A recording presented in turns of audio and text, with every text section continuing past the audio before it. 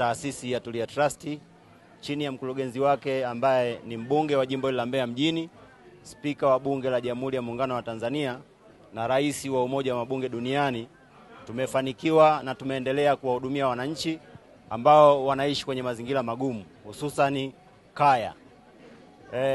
Kwa leo tumefanikiwa kuwahudumia wananchi zaidi ya 130, ambapo wananchi hao wamenufaika kupata mavazi kutoka kata ya Ilomba, kata ya Mwakibete, kata ya Mwasanga, Tembela, Isyesye, lakini pia tunamalizia kata hii ya Rwanda.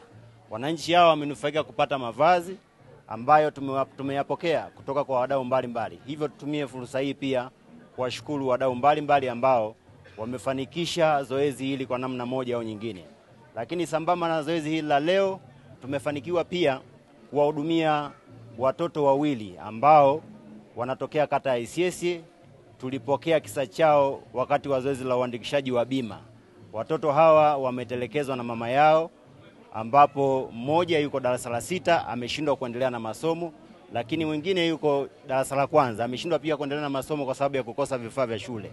Hivyo taasisi ya Tulia Trust leo pia tumefanikiwa kuwakabidhi vifaa vya shule, ikiwa ni uniform pamoja na mavazi. Kwa hiyo tunaendelea kumshukuru sana mkurugenzi wetu wa taasisi ya Tulia Trust ambaye amekubali na kuendelea kuwahudumia wananchi wa jiji la Mbeya kwa wakati wote. Asanteni sana.